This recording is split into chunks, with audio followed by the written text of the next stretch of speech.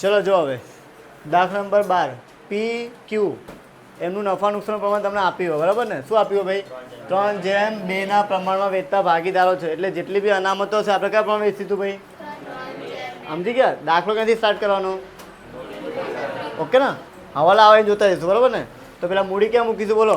મૂડી હા ભાગીદારના મૂડી ખાતા 70,000 ને કેટલા ભાઈ? 50,000 મૂકીએ. ચલો બાકી આગળ, ચલો બાકી આગળ કેટલા? 50 ને 70? 70,000 અને કેટલા ભાઈ? 50,000. બોલો ડન આટલું? ચલો એના પછી જઈએ.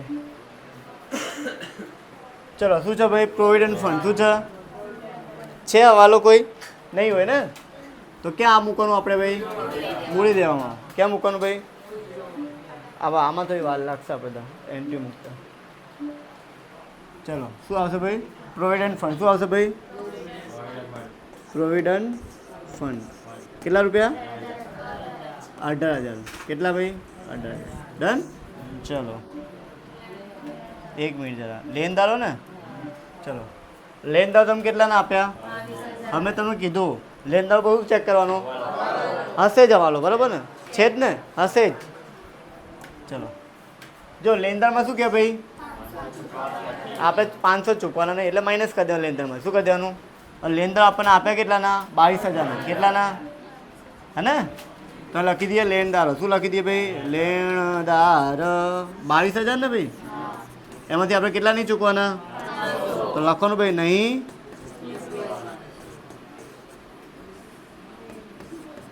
500 રૂપિયા. કેટલા? તો 12 કેટલા આવશે ભાઈ? 21,000. હવે જે 500 રૂપિયા આપણે આપ્યા નહીં એ આપણા માટે શું કહેવાય? કેમ ભરી ખરી વાર એન્ટી તોય ભૂલ પડે નુકસાન કહે તો? હા તો ધ્યાન ક્યાં? બરાબર ને? તો આપણા માટે શું ફાયદો જ કહેવાય ને? કોકને આપણે 500 રૂપિયા આપવાના નહીં બરાબર ને? તો આપણા માટે શું થઈ ગયું ભાઈ? ફાયદો. તો ફાયદો ક્યાં મૂકવાનો ભાઈ? પૂર્વ મૂલ્યાંકનની જમા બાજુ. કઈ બાજુ મૂકવાનું ભાઈ? આ લખીશું લેણદાર. શું લખવાનું ભાઈ? લેણદાર 500 રૂપિયા. કેટલા? ચલો કેટલા ભાઈ? 500 રૂપિયા. ચલો જોઈએ હવે બીજું છે જમીન અને મકાન 80,000ના છે. કેટલા ભાઈ? અને હવાલો તમને શું કહે ભાઈ? આપણે 80,000ની કિંમત કેટલી કરવાની છે? એટલે 10,000 રૂપિયાનો આપણે શું કરવાનો? વધારો. શું કરવાનો? વધારો. તો કરી દઈએ ફટાફટ. જમીન મકાન ને? ચલો જમીન મકાન અંદર 80,000 આપે. કેટલા? આપણે કેટલી ગણવાની છે? 90,000 બરાબર ને? પ્લસ શું કરીશું ભાઈ? વધારો. શું કરવાનું? વધારો. કેટલાનો ભાઈ? 10,000 બરાબર ને? ભૂલ્યા 10,000 એન્ટ્રી ક્યાં આવશે? બીજી જમા બાજુ ને? વધારો થાય તો શું મૂકવાનું ભાઈ? જમા બાજુ. હે ને? મિલકતમાં વધે તો શું મૂકવાનું ભાઈ? જમા બાજુ. તો લખીશું જમીન મકાન. શું લખીશું?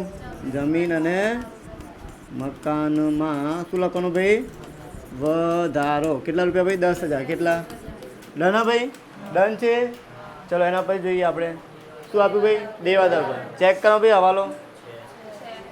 હારું ભાઈ ગાલખાત અનામત કેટલા ટકા? આમાં જો દેવાદાર તમને આપે 22,000. કેટલાના આપ્યા ને? ચલો આ લખીએ દેવાદાર 22,000. કેટલા? એના લખવાનું આપણે 5% ગાલખાત અનામત. શું લખવાનું ભાઈ? કેટલા આવશે? 1100. કરો માઇનસ 20,900. હવે જે આ જે નુકસાન છે ને નવું કહેવાય. શું કહેવાય? હવે ચેક કરો આપણે જૂનું નુકસાન આપ્યું છે કે નહીં. જોઈ લો. જો આ જે ગાલખાત છે એ શું છે ભાઈ? જૂની છે. શું છે? અને નવી એ આપણી 1100. કેટલી? હવે સમજો પહેલાં નુકસાન 2,000નું થતું હતું. કેટલું? ને અત્યારે કેટલું નુકસાન થાય? તો આપણને શું થયું? ફાયદો થયો ને? શું થયો ભાઈ? કેટલાનો ફાયદો થયો? તો ફાયદો ક્યાં મૂકીશું આપણે? 900 રૂપિયા જમા બાજુ મૂકવાનું. સમજી ગયા ને? હા કે ના? તો ગાલખાત અનામત શું લખવાનું ભાઈ? 900 રૂપિયા. કેટલા ભાઈ? ચલો ડન આટલું. ચલો એના પછી જઈએ આપણે સ્ટોક ઉપર જોઈ લઈએ હવાલો છે, ચેક કરી લઈએ બરોબર. સ્ટોક ક્યાં છે ભાઈ? એમાં કેટલાનો ઘટાડો કરવાનો ભાઈ? 400 માઇનસ કરી દેવાનો. સ્ટોક 6 કેટલાના? 3600. કેટલાનો ભાઈ? 36,000. ચલો આ લખીશું આપણે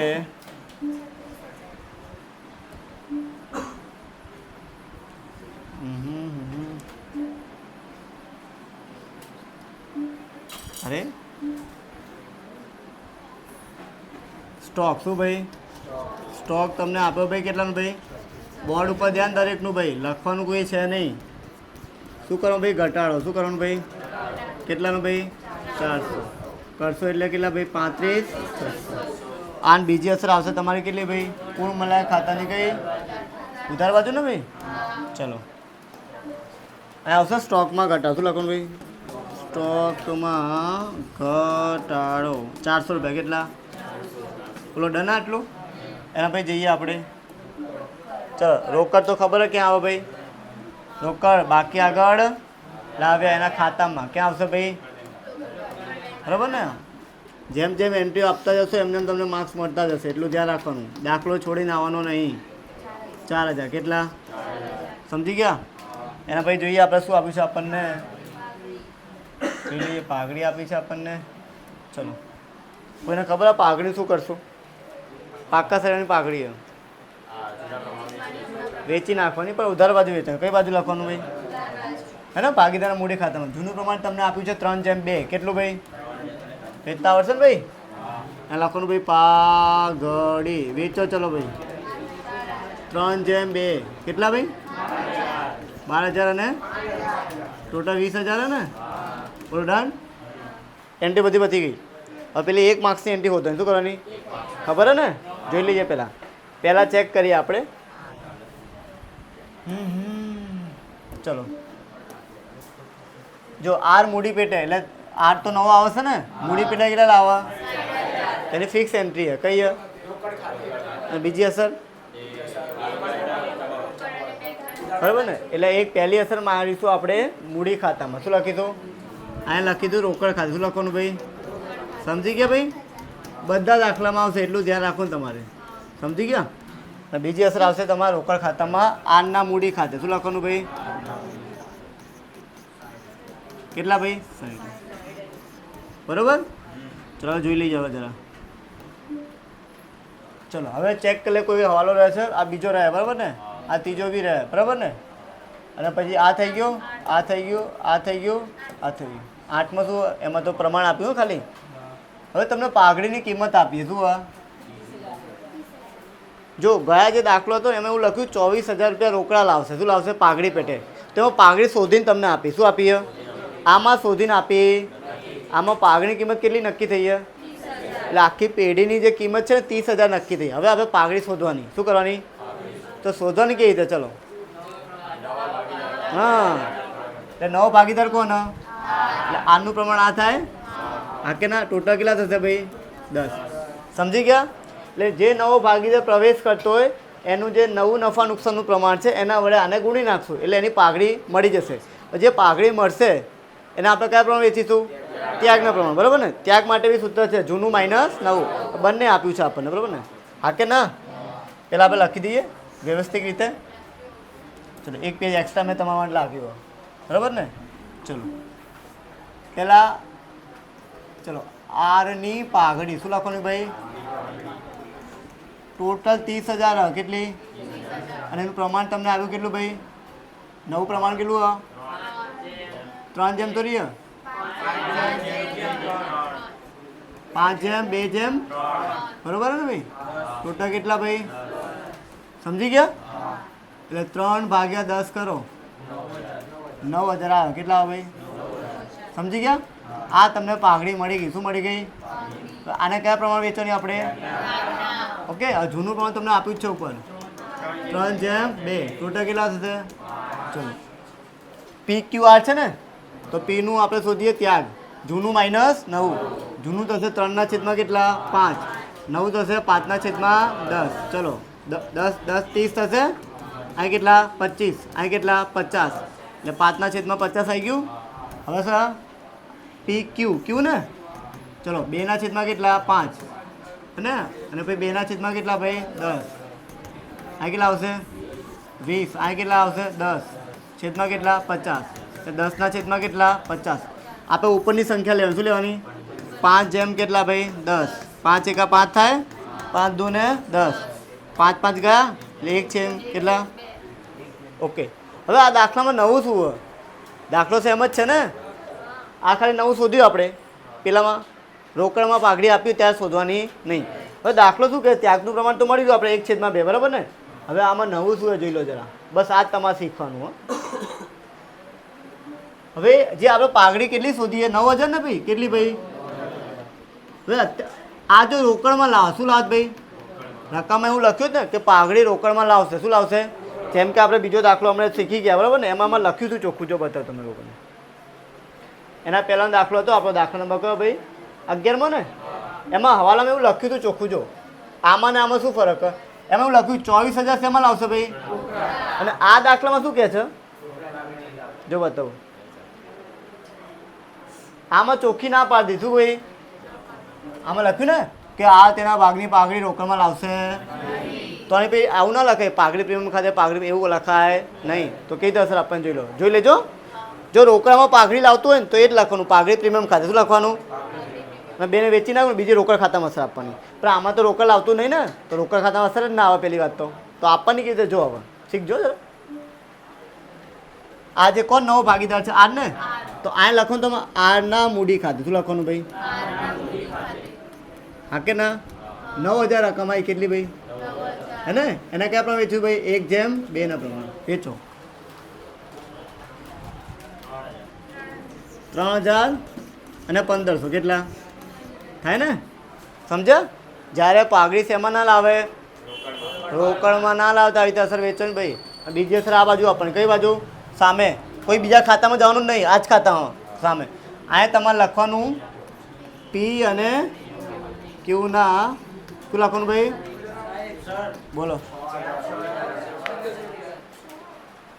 અચ્છા 6000 આવશે સોરી તો તમે લોકો ધ્યાન રાખો ભાઈ ચલો 6000 કેટલા આરના મૂડી ખાતે અને પીના મૂડી ખાતે અને સમજી ગયા ભાઈ આવું મેં કેમ કર્યું બોલો આવું મેં કેમ કર્યું કેમ એટલે આર જે ભાગીદાર છે પાઘડી રોકડમાં લાવતો એ પૈસા નહીં આપતો એટલે શું કરવાનું જે જૂના ભાગીદાર એના ખાતે જમા કરવાની અને આના ખાતે શું કરવાની ઉધાર એટલે આ લખ્યું ચાલો કેટલા ભાઈ 3000 અને 6000 બોલો ડન બસ આટલું નવું શીખવાનું બસ આટલું આવડશે એટલે તમારે 80% ચેપ્ટર કમ્પ્લીટ થઈ ગયું હવે 20% જ આપણે શીખવાનું હજુ બીજું કંઈ બાકી છે કે જોઈ લઈએ આપણે બરાબર કંઈ બાકી છે જોઈ લો કોઈ જ બાકી નહીં બરાબર ને ટોટલ મારતા જઈએ ચલો કરો ટોટલ આનું ટોટલ વધારે આવશે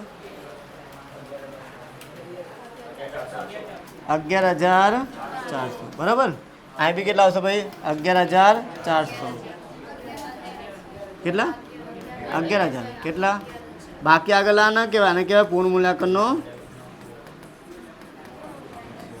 હે જૂનું પ્રમાણ તમને આપ્યું છે ભાઈ 3/2 પી અને ક્યુમાં વેચો ચલો 6600 પછી 4400 થઈ ગયું આટલું આને આપીએ આપણે મૂડી ખાતામાં ક્યાં આપીએ બરાબર ને આન્સર ચેક કરતું રહેવું બરાબર ને પૂર્ણ મૂલ્યાંકનનો નફો 6600 અને 4400 આનો તો 60000 જ આવશે હા કે ના આનો બી કેટલો ભાઈ હે ને લાય કેટલા આવશે ભાઈ બરાબર ને કરો પેલા ટોટલ 60000 ચલો 60400 કરો 52400 ચલો આનું કરો હા 79600 અને લખીશું 79600 બરાબર ને બાકી આગળ લઈ ગયા 67 ઓકે બરાબર ને ચલો આ બીજી અસર આપીશું આપણે મૂડી ખાતામાં કયા ખાતા આપવાનું મૂડી ખાતામાં નહીં એટલે મૂડી દેવામાં મૂડી ખાતા શું લખવાનું ભાઈ પી ક્યુ અને આર ચલો પીનો આન્સર શું હોય 67600 બરાબર 52400 અહીંયા 51,000 કરો ટોટલ 1,71,000. હજી દાખલો પૂરો નહીં થયો. રોકડ ખાતું બંધ કરવાનું આપણે શું કરવાનું ભાઈ? 64,000 આવો ભાઈ, હે ને? અહીં બી કેટલા આવશે ભાઈ? 64,000. કેટલા? અહીં બી કેટલા આવશે ભાઈ? 64,000. ચલો બાકી આગળ લઈ ગયા. આને આપીશું આપણે મિલકત લેવો. ક્યાં આપીશું ભાઈ? આ લખવાનું રોકડ ખાતું. શું લખવાનું ભાઈ? રોકડ કે બેંક. સમજી ગયા? કેટલા ભાઈ? 64,000. કેટલા કરો ટોટલ મારો? કેટલા? બંનેનું જોવાનું. 2,10,500. 2,10,000 બંનેનું ટોટલ કરજો ભાઈ. પછી એવું ના થાય કે મેં ટોટલ કર્યું હતું પેલા અમને કર્યું હતું, એવું ના થાય. બરાબર ને? ચલો લખી લો.